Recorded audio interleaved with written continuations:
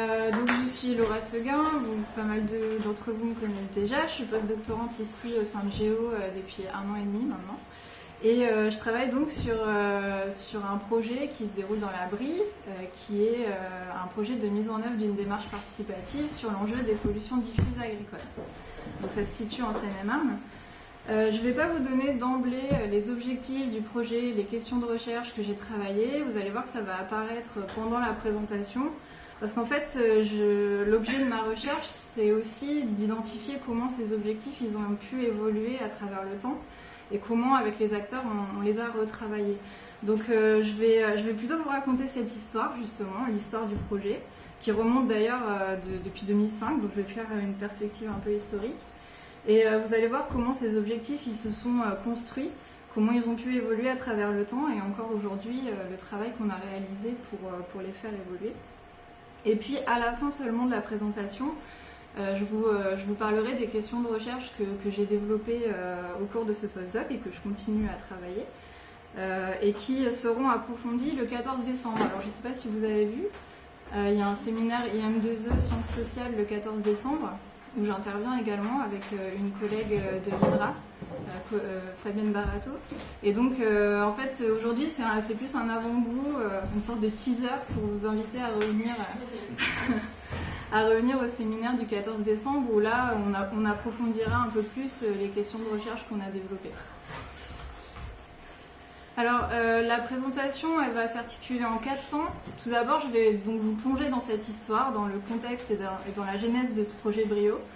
Ensuite, je vous parlerai de la première dimension de mon travail dans le cadre de ce postdoc, qui a été de construire, d'animer un processus de co-ingénierie de la participation avec les chercheurs et les acteurs partenaires de notre projet.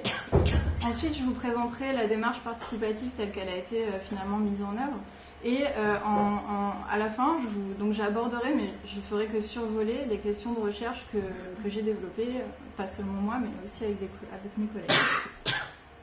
Alors, quelques éléments de contexte, mais très brefs. Donc, on se situe en Seine-et-Marne, sur la nappe des calcaires de Champigny, qui est la principale ressource en eau souterraine d'Île-de-France. C'est un territoire de grande culture céréalière, donc il n'y a plus de brie. Ça a été largement transformé vers une céréalisation dans les années d'après-guerre et avec aussi l'influence du drainage dans les années 80 où il y a eu un boom du drainage sur ce territoire où ça a contribué à transformer les exploitations agricoles qui étaient plutôt polyculture élevage et elles se sont transformées en céréales. Donc la Brie, c'est une des régions les plus compétitives de France en matière d'export céréalier.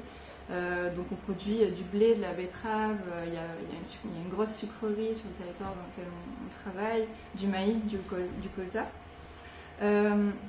Mais on s'est concentré sur un plus petit territoire qui est un sous-bassin versant qui s'appelle l'Anqueur.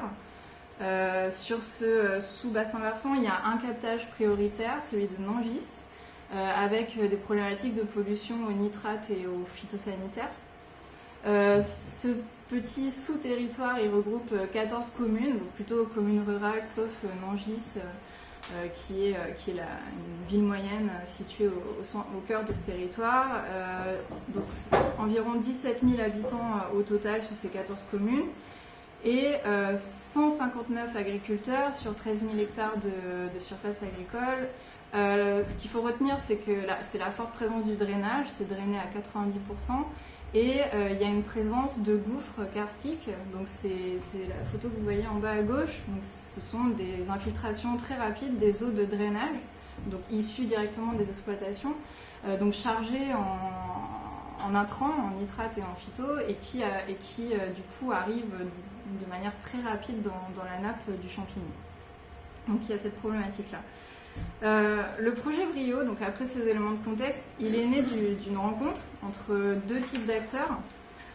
L'équipe de l'IRSTEA d'Antony, notamment l'équipe HBAN, peut-être que vous connaissez, avec Julien Tournevis, et une association de protection et de connaissance et de protection de la nappe du Champigny qui est Aquibri.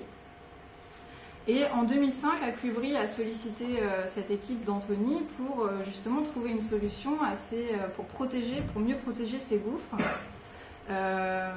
Et donc, voilà, trouver une solution à ces eaux de drainage chargées en polluants et à cette problématique d'infiltration rapide. La solution qu'ils expérimentent, qu'ils choisissent d'expérimenter ensemble, ce sont ces zones tampons humides artificielles.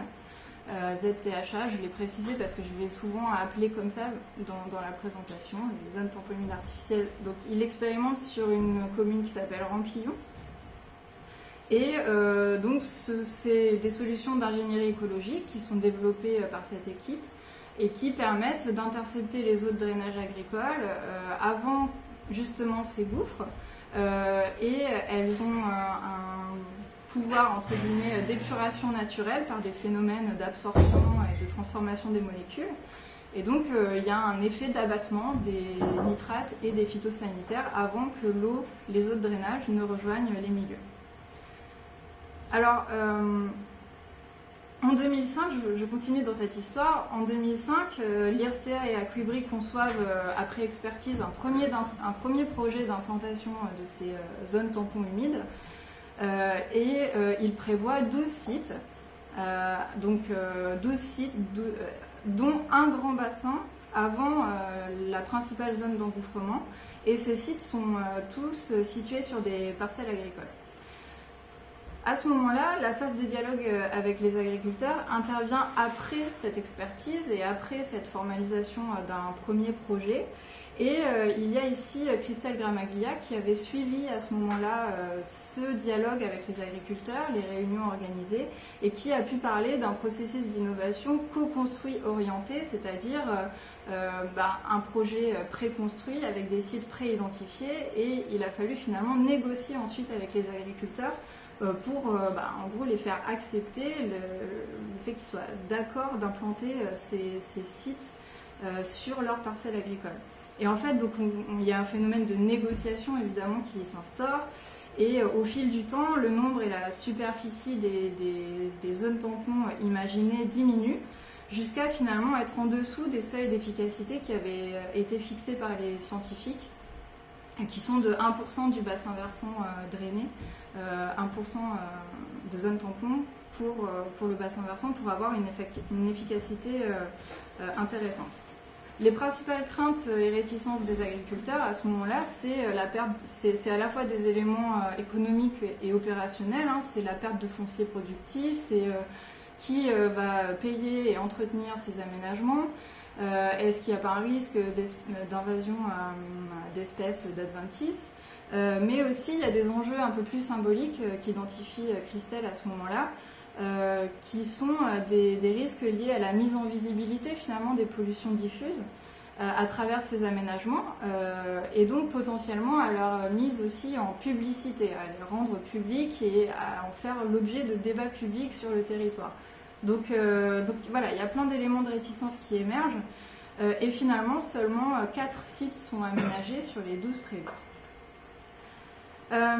Je ne vais pas plus loin dans cette première étape, je passe à la suite. En 2014, l'équipe donc, de l'IRSTEA d'Antony et Aquibri remporte un appel à projet de recherche, les programmes PSDR, je ne sais pas si vous connaissez, mais donc, qui en gros financent des recherches appliquées sur des questions de relations entre agriculture, territoire périurbain et ville, sur des questions de développement agricole beaucoup. Donc ils remportent un projet de recherche, ils sont financés et ils veulent relancer la dynamique autour de ces zones tampons humides artificielles, mais cette fois-ci sur un territoire un peu plus large. Et à ce moment-là, ils formulent des nouvelles questions, des nouvelles problématiques, et il y a aussi l'arrivée de nouveaux acteurs dans ce projet. Tout d'abord, c'est en continuité et c'est à la fois nouveau, l'idée de poursuivre les recherches sur les services écosystémiques rendus par ces zones tampons humides. La qualité de l'eau, c'était déjà des recherches conduites par Antony, savoir connaître véritablement l'efficacité en termes d'abattement des phytos et des nitrates, donc en termes de qualité de l'eau. Mais la nouveauté, c'est de s'intéresser aussi à l'effet biodiversité. Donc à ce moment-là, il y a un bureau d'études, Biotope, qui est chargé d'effectuer un suivi de la biodiversité sur le site expérimental de Rampillon. Il y a une deuxième question qui est inscrite dans ce projet, c'est de réfléchir au statut réglementaire de ces zones tampons humides, qui pourrait faciliter sa mise en œuvre, voire qui rendrait ces aménagements obligatoires ou dotés de protections particulières. Et il y a une dernière dimension qui est quand même essentielle dans ce projet, et il y a une arrivée de nouveaux acteurs assez importante sur cette dernière dimension, c'est de mieux penser et de mieux outiller le dialogue avec les acteurs du territoire autour de ces zones tampons humides artificielles. Donc, je ne détaille pas ces différents acteurs, on y reviendra par la suite. Donc, il y a 2 équipes de l'INRA, l'INRA de Grignon et l'INRA de Mirecourt. Il y a bien sûr toujours Aquibri. Il y a Géo qui apparaît à ce moment-là comme partenaire du projet. Et il y a avec l'ISOD également, donc vous connaissez l'ISOD, bureau d'études SCOP spécialisé sur la concertation. Il y a la Chambre d'agriculture aussi de Seine-et-Marne qui apparaît et la direction départementale des territoires. Vous verrez après un petit peu le rôle de chacun. Donc ce qu'il faut garder en tête, c'est que c'est au sein de ce dernier groupe-là, qui est chargé de penser, de réfléchir le dialogue avec les acteurs du territoire, que j'ai été amenée à animer un processus de co-ingénierie de la participation. Donc, je passe à mon deuxième point. Donc c'est un groupe très hétérogène. Quand je suis arrivée dans ce projet, je me suis dit que chacun avait j'ai rapidement vu que chacun avait des visions très différentes de ce que c'était que la participation, de ce à quoi elle devait répondre, de ce sur quoi elle devait porter.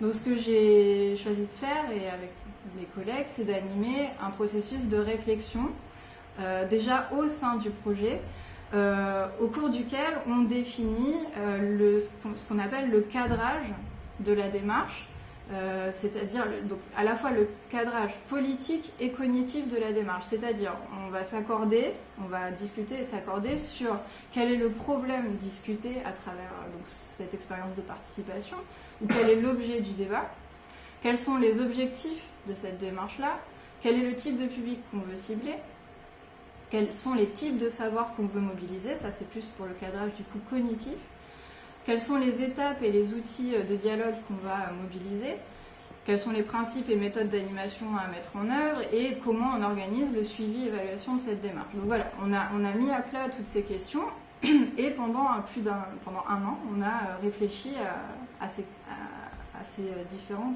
différents éléments.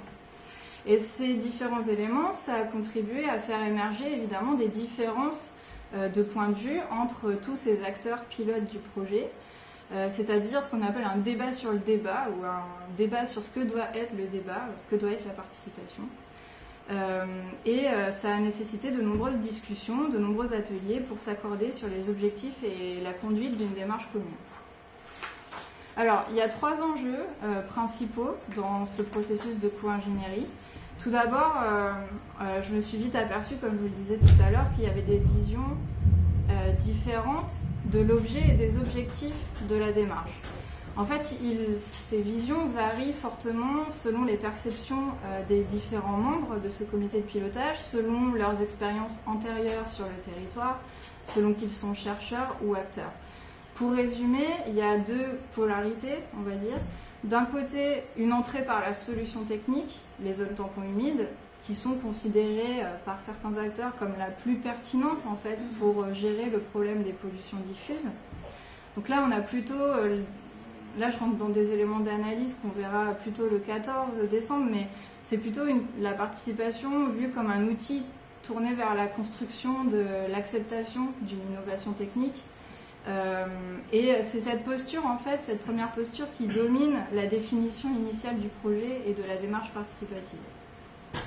La deuxième entrée, la deuxième vision qui apparaît avec l'émergence aussi de nouveaux acteurs dans le projet, c'est une volonté justement de renverser cette logique en partant d'abord de l'identification d'un problème, les pollutions diffuses, pour lequel il existe plusieurs leviers d'action qui sont à discuter. Donc les zones tampons humides, mais au même titre que les changements de pratiques agricoles. Donc soit on joue sur la gestion des transferts de polluants, soit on joue sur la baisse de ces pressions à la base dans les pratiques agricoles. Et là, on est plutôt dans une vision de la participation comme un processus de construction de débat public sur un problème commun pour lequel il y a différentes options, différentes alternatives à explorer. Il y a la question du public qui divise également. Quel public doit-on mobiliser? Qui est concerné par cet enjeu?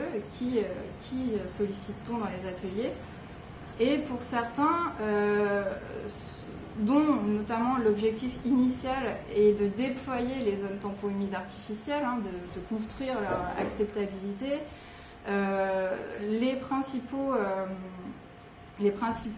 prenantes à prendre en compte, ce sont ceux qui disposent de foncier, donc les propriétaires fonciers, qui sont agriculteurs ou non, ça peut être aussi des propriétaires publics.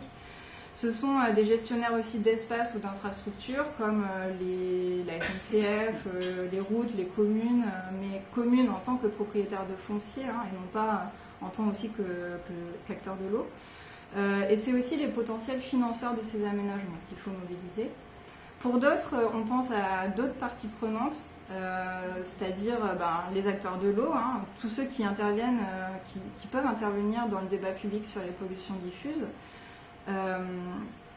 Les acteurs de l'eau potable, les acteurs des filières agricoles aussi, les coopératives, les négoces, qui ont une grande influence sur les décisions prises par les agriculteurs sur ce territoire, en termes de culture et de traitement. Et pour une minorité des membres de ce comité de pilotage, on veut aussi aller ouvrir ce débat-là jusqu'aux habitants, jusqu'aux citoyens, qui sont aussi, pas seulement en tant que consommateurs d'eau, mais en tant que citoyens, qui ont leur mot à dire sur ces questions de pollution diffuse sur leur territoire. Mais cette ouverture, elle est largement perçue comme risquée au sein du comité de pilotage. Il y a un troisième enjeu, c'est le fait que le projet il est fortement dépendant des choix qui se sont effectués au moment de la réponse à l'appel à projet du PSDR. Et en fait, on a une entrée outils, c'est-à-dire qu'il y a des outils qui ont été présélectionnés comme pour leur vertu de dialogue, donc vous allez les voir, je vais vous les présenter tout à l'heure.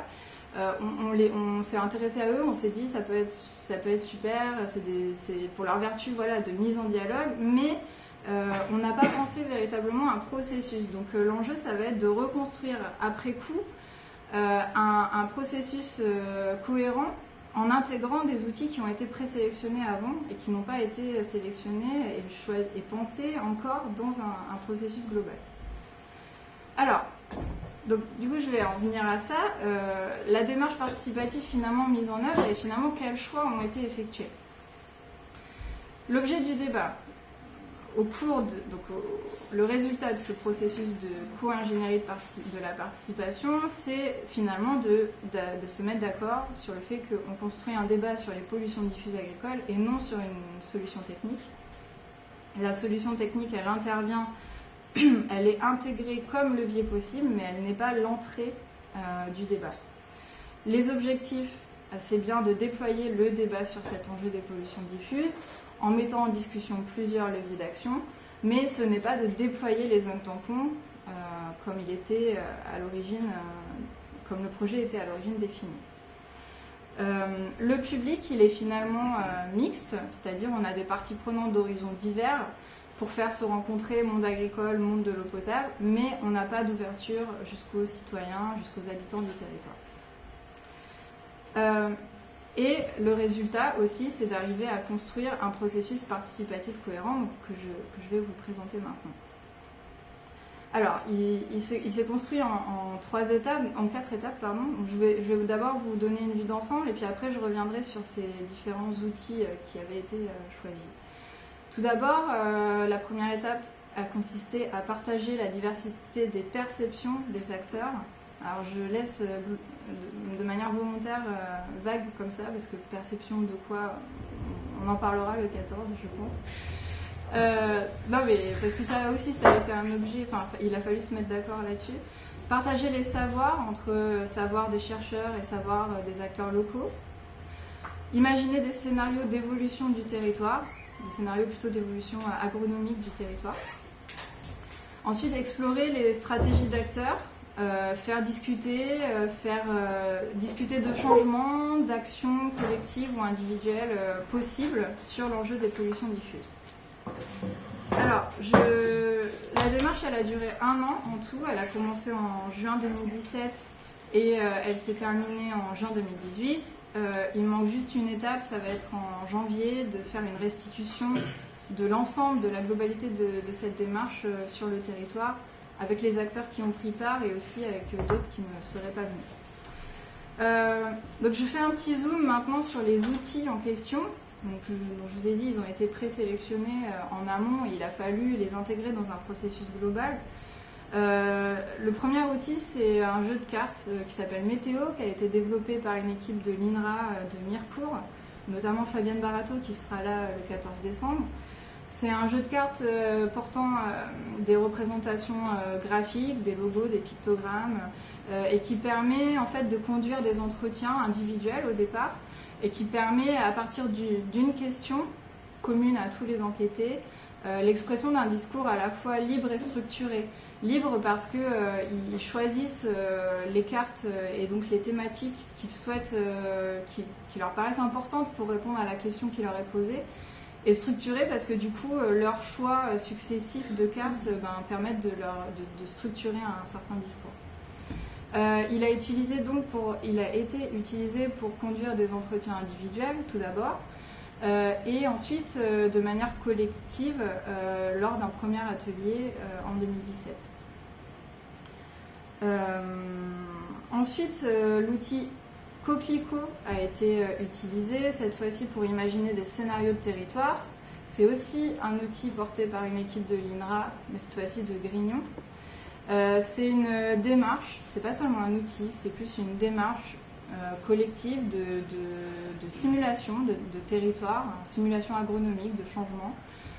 C'est un outil, alors ça repose sur un outil informatique qui est paramétré avec des données locales agronomiques, par exemple les types de sols, les différentes cultures du territoire, les différentes stratégies de conduite des cultures, du plus au moins économe en intrants. Et ça intègre aussi des cultures et des modes de conduite prospectifs qu'on pourrait voir, qu'on pourrait souhaiter ou voir advenir sur le territoire. Ça permet donc cet outil, cette démarche de générer des scénarios d'évolution de pratiques agronomiques et de les évaluer à l'aide d'indicateurs à la fois économiques, par exemple l'évolution de la marge globale sur le territoire des agriculteurs, et des indicateurs environnementaux, par exemple la pression phyto totale ou la pression azote totale, etc. Donc pour cet outil Coquelicot, on a eu plusieurs ateliers qui ont porté sur 2 scénarios assez différents. Un plutôt orienté vers une maximisation de la marge brute des agriculteurs et un plutôt orienté vers la minimisation de la pression phyto sur le territoire. Pour chacun de ces scénarios, donc vous voyez que là on joue plutôt sur les changements de pratique, et pour chacun de ces scénarios, on a aussi imaginé différents niveaux d'intégration de zones tampons, donc qui réduisent les transferts de nitrates et de phyto, et ils ont été aussi discutés avec les participants. Je ne présente pas en fait plus loin les résultats de ces outils, et en fait voilà, l'idée c'est vraiment de vous présenter les choses de manière globale et de vous apporter des éléments plus d'analyse et de résultats le 14 décembre. Le dernier outil qui a été utilisé, c'est un jeu de rôle intitulé Résolution diffuse, donc qui a été co-construit par Géo et par l'ISOD. On s'est appuyé sur un jeu de rôle qui existait déjà, qui avait fait l'objet qui avait été construit au cours d'un stage de Marion Bourgeois en 2015. Et le jeu de rôle, il met en scène ce système d'acteurs qu'on a en fait ciblé tout au long de cette démarche-là. Les différents types d'agriculteurs, une coopérative agricole et un élu qui est, lui, porteur d'enjeux à la fois environnementaux, comme la qualité de l'eau ou la biodiversité, mais il est aussi soucieux de répondre à des attentes sociales, la qualité, le cadre de vie, la création d'espaces de promenade, de loisirs, etc. Le jeu de rôle, il intègre les deux alternatives donc, au cœur de cette démarche. Tout d'abord, les changements de pratique. Là, vous voyez que les agriculteurs ont le choix entre différents types de cultures, on le voit sur les cartes. Différents types de cultures et différents types de modes de conduite des cultures, du plus ou moins économe en intrants. Vous voyez les petits carrés posés sur les cartes, ben ça représente ce qu'ils mettent dans leur champ. Donc ils peuvent choisir différents niveaux d'intrants. Et la deuxième alternative qui est représentée sur cette photo, c'est l'implantation de ces dispositifs épurateurs des eaux de drainage, les zones tampons. Le jeu de rôle, il met aussi en scène le lien entre le monde agricole et le monde de l'eau potable. Justement, là, on voit un moment où celui qui joue le rôle d'élu organise une réunion avec tous les acteurs pour faire un état des lieux à la fin du 3e tour. Et on voit que derrière, sur son panneau, les indicateurs sont plutôt dans le rouge, même si ils commencent à évoluer. Et donc, il va initier une discussion avec les autres participants pour voir quels sont les changements possibles pour agir sur la qualité de l'eau. Encore une fois, je ne présente pas les enseignements de ce dernier atelier. Et je vais maintenant, dans le temps qui me reste, plutôt présenter les questions de recherche que je développe encore au cours de ce postdoc. Donc les questions de recherche, elles sont dans un but de meilleure connaissance de ces processus de participation, avec une double inscription dans le champ d'abord des recherches en sociologie et en sciences politiques sur la démocratie et la participation du public. Ça, c'est plutôt mon champ de recherche originel issu de ma thèse, mais aussi en intégrant le champ de la sociologie des sciences, sociologie des techniques, parce que ce projet, il met en jeu des acteurs et des savoirs scientifiques sur un sujet, sur un enjeu controversé. Les questions qu'on a développées, elles portent sur ces expériences de recherche avec dimension participative. Vous voyez peut-être qu'elles se multiplient, ces recherches à dimension participative. Elles sont souvent adossées à des projets de recherche qui sont construits en partenariat avec des acteurs académiques, non académiques, comme c'est le cas ici, une association, la Chambre d'agriculture. Et ces projets, ils ont en plus souvent un caractère pluridisciplinaire parce que on s'intéresse à des phénomènes environnementaux, donc il y a différents types de connaissances qui sont appelées, aussi bien en sciences de la nature qu'en sciences sociales. Et le premier questionnement en fait que j'ai eu part de l'idée que ces recherches participatives, elles peuvent répondre à des objectifs très différents, très divers, voire parfois contradictoires.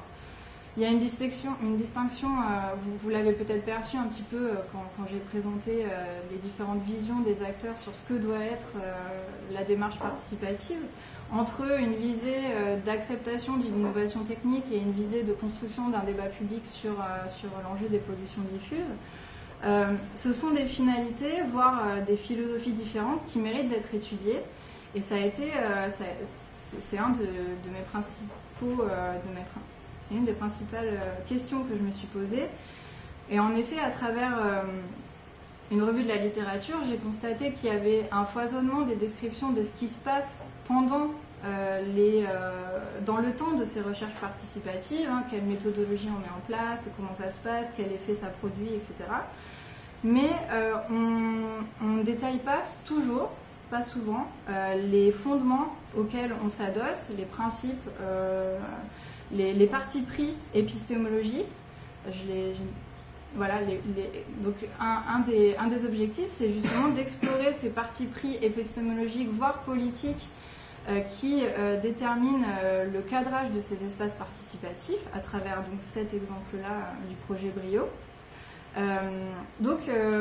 J'ai choisi de porter un regard réflexif sur ce projet en m'intéressant à sa genèse, sa construction, d'où il vient, et en prenant les chercheurs et les acteurs pilotes de ce projet comme objets de recherche, acteurs observés et objets de recherche, en tant qu'ils sont aussi entrepreneurs de participation. Donc, l'objectif, et je présenterai ça le 14 décembre encore une fois, ça a été de comprendre les diverses options de cadrage de l'expérience participative qui se sont trouvées en présence et en concurrence aussi au sein de ce groupe de pilotage, et de les examiner et de voir en quoi ils sont liés au parti pris épistémologique et politique de chacun de ces acteurs. Donc il y a un projet d'article qui rend compte de ce travail, qui pour l'instant s'intitule « Faire participer pour faire accepter, cadrage du débat et culture épistémique en tension dans un projet de recherche participatif ». Donc voilà, là on ne s'intéresse pas encore à ce qui se passe dans la démarche participative, on s'intéresse plus à ses fondements et à sa genèse et au cadrage initial qui sont en concurrence dans ce groupe pilote.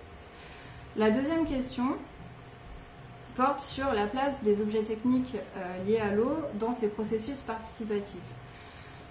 Cette question, elle part du constat que les objets techniques liés à l'eau sont finalement incontournables dans ces espaces où se discute aujourd'hui la gestion de cette ressource, dans ces espaces de démocratie de l'eau, parce que c'est principalement par ces objets techniques que les sociétés ont répondu aux défis de gestion de l'eau, aux défis de développement. Donc c'est pas étonnant qu'ils se retrouvent au cœur de ces nouveaux espaces de démocratie.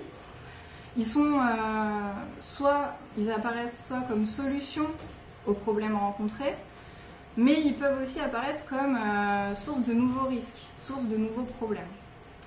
Donc ils sont amenés à être discutés, les savoirs scientifiques à l'origine aussi de ces innovations sont amenés à être discutés, et c'est cette question-là qu'avec Fabienne Barato qui sera là le 14 décembre, on a trouvé intéressant d'explorer. On a essayé de retracer sur ce territoire, dans une perspective un peu historique, la manière dont justement ont été pensées la mise en discussion des objets techniques. Est-ce qu'ils ont la manière dont ils sont rendus ou non discutables avec les acteurs locaux. On s'est intéressé à deux objets techniques, le système de drainage qui, comme je vous l'ai dit, donc, est très présent sur le territoire, et les zones tampons humides artificielles présentes plus récemment. Et on a regardé comment ces objets ont été dans l'histoire et sont plus récemment mis en discussion dans des formes de participation ou d'implication des acteurs. Et là, on s'est appuyé plus sur un cadre théorique emprunté à la sociologie des sciences, des techniques et de l'innovation. Et voilà, on s'est intéressé à cette question du transfert des innovations techniques, du drainage, dans les années plutôt 1980, où il y a vraiment un boom du drainage, jusqu'aux zones tampons humides aujourd'hui. Et dans cette même perspective, on a aussi cherché à identifier les différents systèmes de valeurs que les acteurs, chercheurs et acteurs, attachent à ces objets techniques. Je ne rentre pas dans les détails. Ça fait l'objet d'un article qui, on l'espère, sera publié dans la revue Développement durable et territoire. Enfin, la dernière question, et après je m'arrête, elle porte sur l'ensemble de ce projet-là. Et elle vise à rendre compte des différentes traductions et des différents apprentissages opérés entre chercheurs et acteurs, et entre acteurs au cours de ce projet. Autrement dit, voilà, des différents processus d'apprentissage à l'œuvre. Là, j'ai emprunté une expression à Jeanne Rio, ici, qui a fait un travail dans les archives et qui a vu que les archives pouvaient être des objets passeurs de frontières entre différentes disciplines. Et du coup, moi, j'ai pris la participation, enfin le processus participatif, comme est-il un objet passeur de frontières à la fois entre différentes disciplines, entre chercheurs et entre acteurs d'univers différents, monde agricole, monde de l'eau potable. Donc ce dernier papier, il est l'occasion d'explorer un peu les différents processus d'apprentissage à l'œuvre au cours de cette expérience, formaliser les différents enseignements de cette démarche, et ça sera l'objet d'un article collectif, mais il est largement en chantier encore. Voilà, je vous remercie, je finis là-dessus.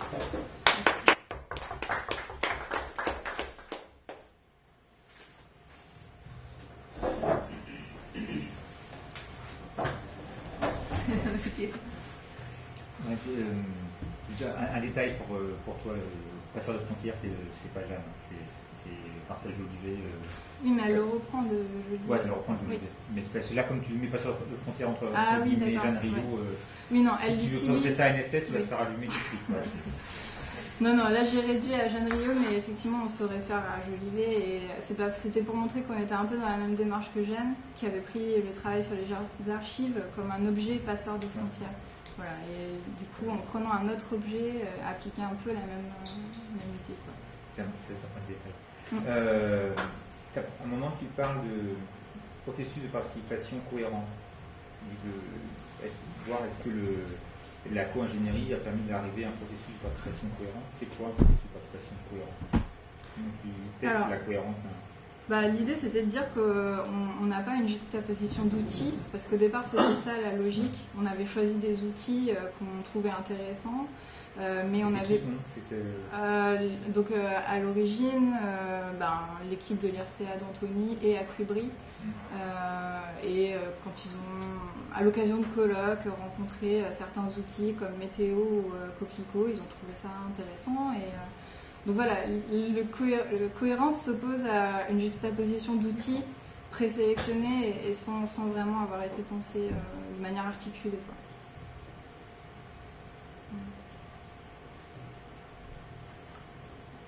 Tu peux revenir justement sur comment est-ce que vous avez...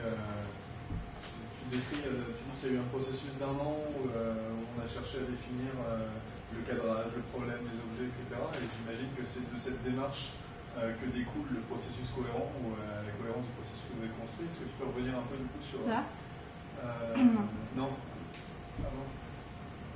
Pas sur la démarche participative en tant que telle, mais sa construction. D'accord. Comment on a fait, c'est ça? Tu parles de 1 an du coup de processus. Qu'est-ce qui s'est passé dans cette année-là et comment vous êtes arrivé à la démarche cohérente? Alors, 1 an, c'est pas tout à fait vrai parce que c'est quelque chose qui s'est fait en marche, en faisant. Moi, quand je suis arrivée, il y avait des choses qui étaient déjà lancées, notamment le travail sur les perceptions avait déjà été lancé. Donc il y avait déjà des choses pré-cadrées et prédéfinies, comme on va faire porter le débat sur les zones tampons. Donc en fait, les choses se sont réajustées en cours de route en essayant vraiment de formaliser déjà des temps collectifs. On se réunit et on discute ensemble de ce que doit être l'objet du débat, le type de public, etc. Alors, pour répondre à la question précisément du comment, par exemple, pour le type de public, les acteurs concernés, on a utilisé la méthode Hardy qui permet d'identifier les acteurs concernés par l'objet, etc. Enfin, voilà, il y a eu plusieurs temps de rencontres au cours de cette année où on a essayé d'identifier tous ces points-là, le type de public, les objectifs, les types de savoirs mobilisés. Et après, il y a des choses qui se sont faites aussi en cours de route, en ajustement des ateliers passés. Il y a des choses qui se redéfinissaient. Les visites de terrain, par exemple, elles ont été programmées en cours de route, elles n'étaient pas forcément prévues à l'origine. C'est une demande qui a émergé des ateliers, donc on les a mises en œuvre. Par exemple, cette réflexion sur les types de savoirs, elle est apparue un peu en cours de route. C'est-à-dire qu'on s'est aperçu à un moment donné que les chercheurs sur cet objet des zones tampons, il y avait certains types de savoirs qui n'étaient pas forcément exprimés. Certaines questions de recherche qui n'étaient pas forcément exprimées au cours des ateliers. Donc on a retravaillé ça et aux réunions suivantes, aux rencontres suivantes sur le terrain, on a essayé de réajuster les choses. Et sur ce processus-là, du coup, c'était les membres du projet du comité de pilotage qui ont contribué à cette data. Il y a eu une ouverture aussi vers les usagers. Oui, c'est l'ensemble de ce groupe pilote qui est là. On essayait à chaque fois de se réunir ensemble et de réfléchir ensemble à ces différentes questions-là.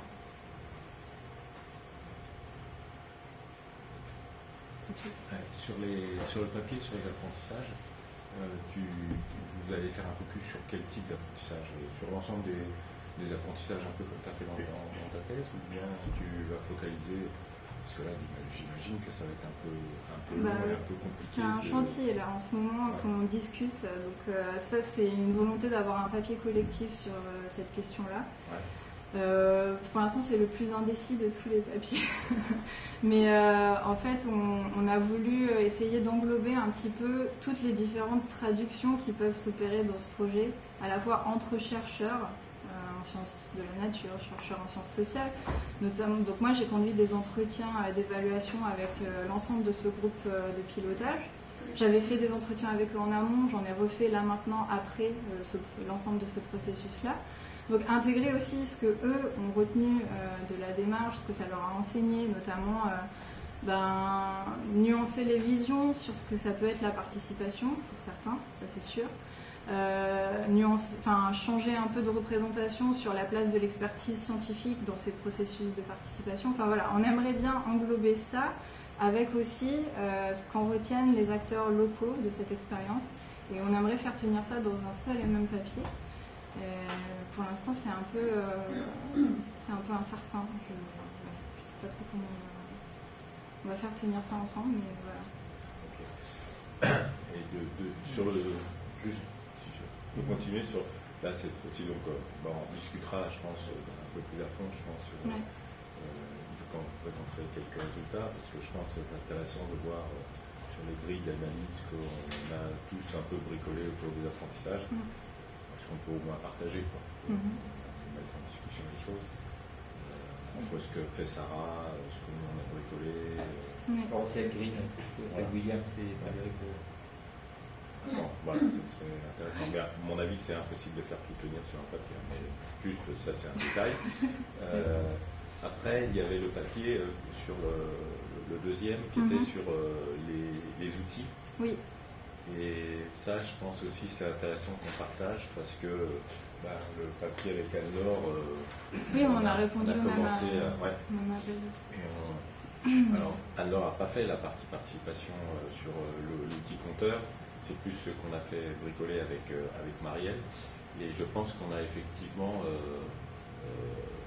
des interactions à avoir sur justement comment on rend discutable un objet qui l'était peu, comme les compteurs. Alors c'est pas pour en rajouter un, mais je pense que c'est intéressant parce que nous, on a essayé d'éclairer en tout cas un des aspects de la chose, c'est que l'introduction d'un objet comme ça, d'un objet technique dans un espace de discussion, ça permet en fait de rediscuter d'autres choses que de l'objet. Et donc du coup, ça me semble un élément qu'on peut essayer de voir si vous retrouvez le même processus. Notamment, nous très clairement, le compteur c'est un moyen, quand tu repars dans un cadrage un peu type calon avec enrôlement, etc., tu vois très bien que l'introduction d'un objet comme le compteur permet à des gens de finalement remettre sur la table le contexte dans lequel l'objet s'insère, c'est-à-dire le contexte de gestion globale et le partage, en tout cas les règles de partage de l'eau que les gens s'étaient imposées. Donc du coup, quand discuter d'aménagement révèle des valeurs, il n'y a pas que des notions de valeur, il y a aussi, ça peut permettre aussi de rediscuter d'autres choses que simplement l'objet technique, mais d'un cadre un peu plus large de gestion de l'espace ou de gestion des ressources que l'opportunité de l'introduction de l'objet permet de faire, parce que tant que tu n'as pas un objet, tu n'as pas de légitimité à discuter de ce que tu veux rediscuter.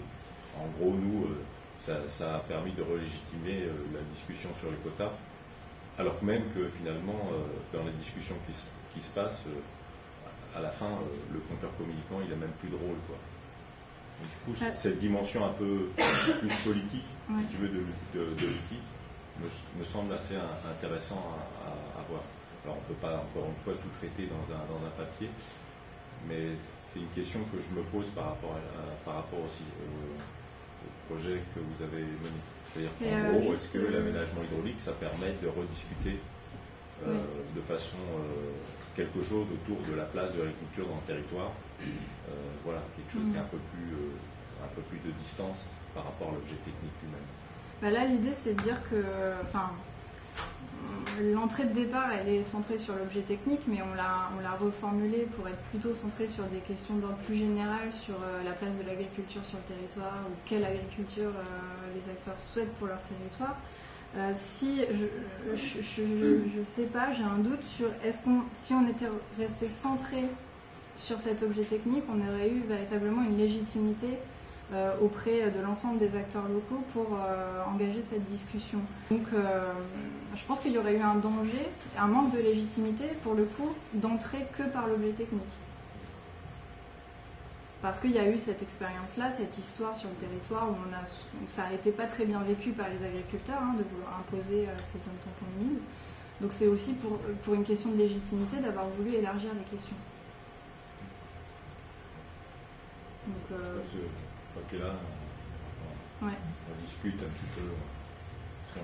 C'est un peu les mêmes questions qu'on peut avoir par rapport à cette histoire de compteur. Et ça va être un peu la même question, même avec, je pense qu'on pourrait avoir la même question, le même questionnement en tout cas avec la reuse, qui gratte un certain nombre d'acteurs. Du coup, quand on discute de la reuse, finalement, est-ce qu'on discute seulement de la reuse? Et sur la communauté de communes du Pic Saint-Loup, on voit très bien que ça déborde très vite de la reuse. On repart sur des questions autour de la légitimité finalement pour tout le monde d'avoir de l'eau. Finalement, c'est quoi le problème? On part d'une question un peu qui paraît très technico-technique dans un premier temps, puis ça déborde largement. Et ce débord, moi ça m'intéresse de voir finalement dans quelle mesure il est voulu par ceux qui introduisent ou il est subi. Mais bon, et le cadre d'analyse de Calon me semble bien, tu vois, parce qu'on est vraiment dans ces histoires d'enrôlement.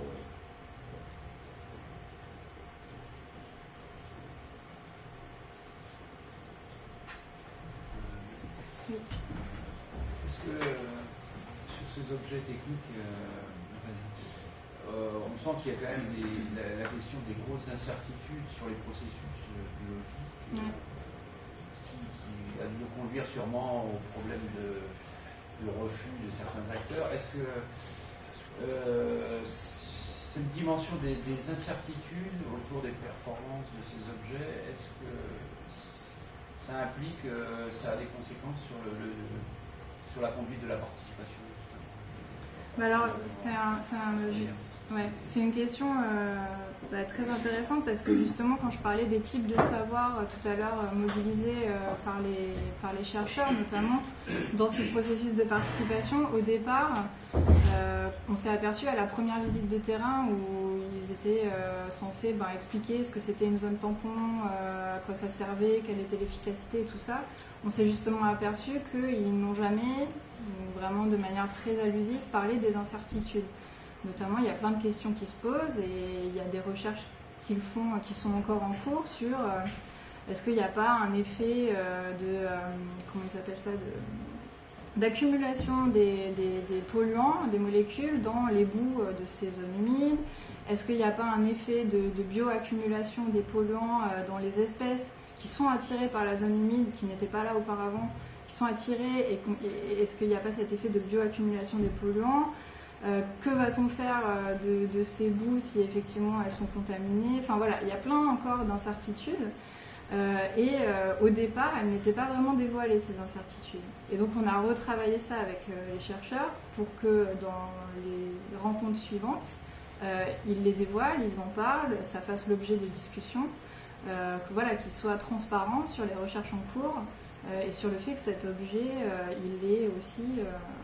il peut être controversé, quoi. Enfin, voilà, il peut être intéressant ou au contraire, on peut juger aussi que c'est un droit à polluer parce que certains agriculteurs le voient comme tel aussi. Enfin voilà, il y a plein de questions qui se posent. Et donc l'idée, c'était que ces questions, elles soient véritablement mises sur la table et que ces incertitudes aussi soient mises sur la table. J'ai une question un peu dans la continuité, c'est est-ce que du coup il y a des savoirs scientifiques ou techniques qui interviennent dans ces débats? Est-ce que les scientifiques sont remis en cause où on dit j'y crois pas ou c'est pas vrai, etc. Ou est-ce qu'il y a quand même une adhésion au discours scientifique des autres acteurs? Ah, des acteurs. Là, quand nous on intervient avec ce projet Brio, non, il n'y a plus de remise en question parce qu'il y a eu toute cette histoire antérieure où une fois la zone humide mise en place, il y a eu donc ces études sur l'efficacité des zones tampons, il y a eu des rencontres régulières avec les agriculteurs pour leur montrer les résultats de ces études. Il y a des effets assez intéressants que je crois que Christelle avait observé sur les agriculteurs qui se rendent compte qu'en fait, ce qu'ils ont mis dans leur champ, et ben, ça se retrouve, c'est montré par les scientifiques. Enfin, voilà, donc non, ça, de ce côté-là, il y a eu tout ce travail en amont qui fait qu'ils ne remettent plus en question l'efficacité de ces zones tampons, par exemple. Alors qu'au départ, oui, ils étaient très dubitatifs sur l'efficacité de ces trucs-là. Dans le processus de participation, il y avait des activités sur le terrain ou c'était que en salle? Non, il y avait des visites de terrain, oui. Il y en a eu 2, oui. J'ai une question sur le cadrage quand on discutait.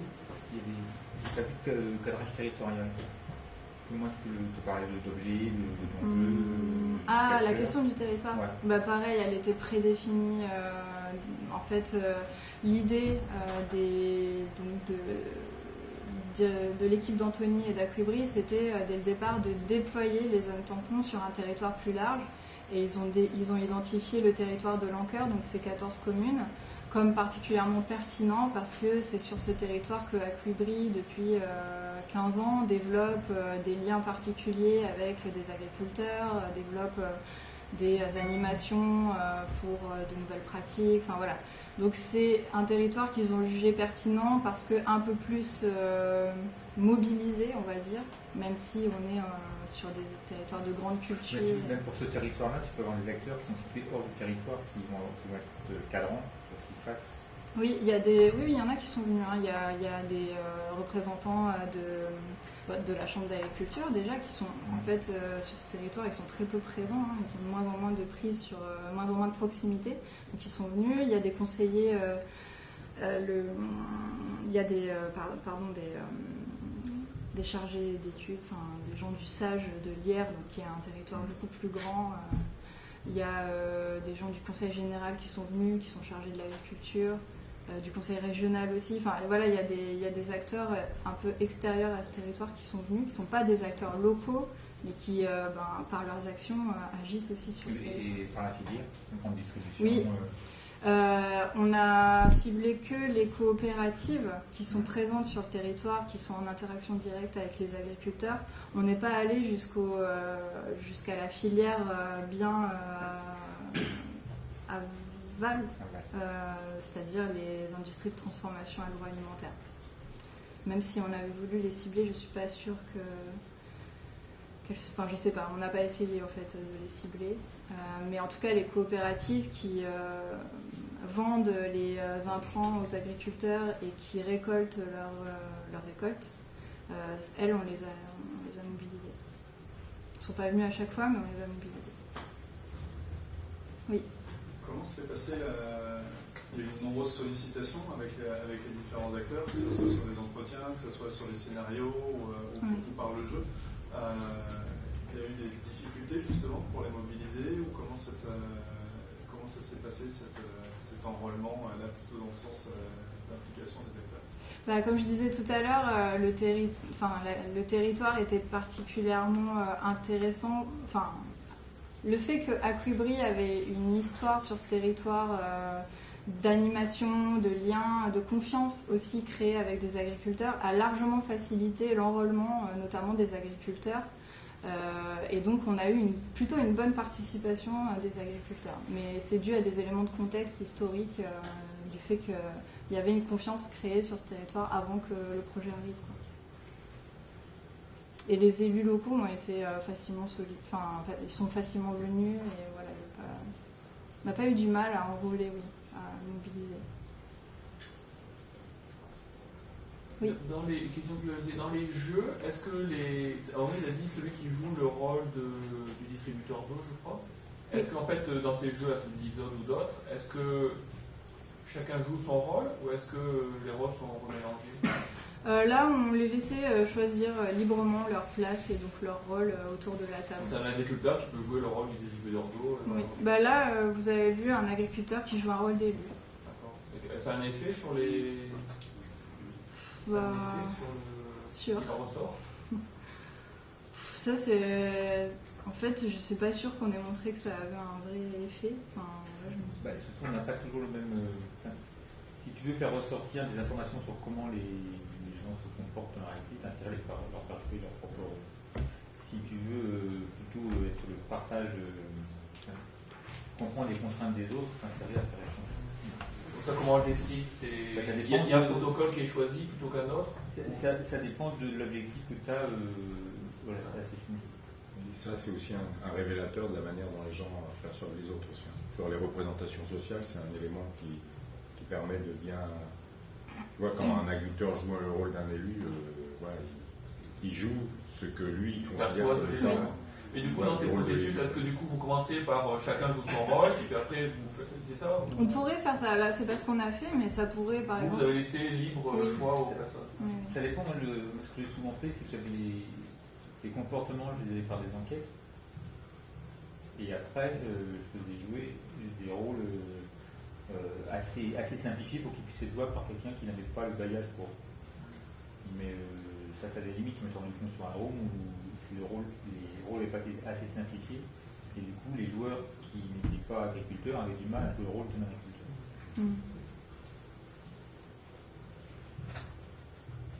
J'ai une question.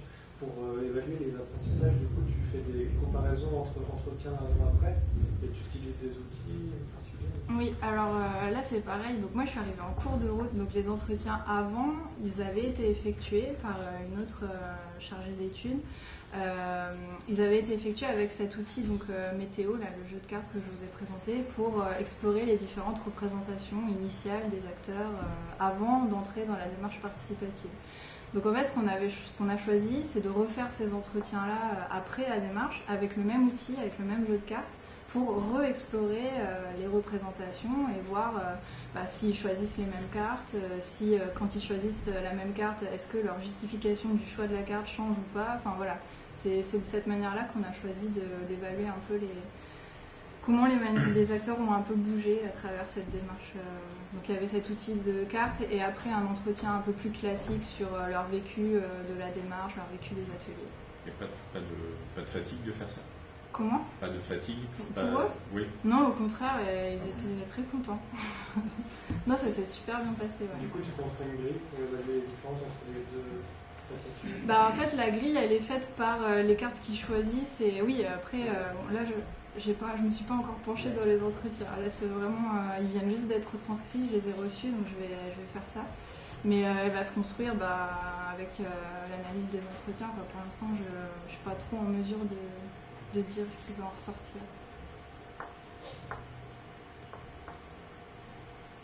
Et puis après, c'est aussi de l'observer, conjuguer ces entretiens avec ce que j'ai pu observer pendant les ateliers. Moi, j'étais plutôt en situation d'observation pendant les ateliers. J'ai essayé de le moins animer possible. Voilà, j'ai essayé de recouper aussi des observations avec ce que les gens me disent en entretien, qui fait que j'ai essayé d'identifier les enseignements. Émilie, le 14 décembre, c'est pas un vendredi découverte, je crois. Non, c'est un vendredi quand même. Ça sera aussi un vendredi, mais ça sera un séminaire IM2E, sciences sociales. D'accord.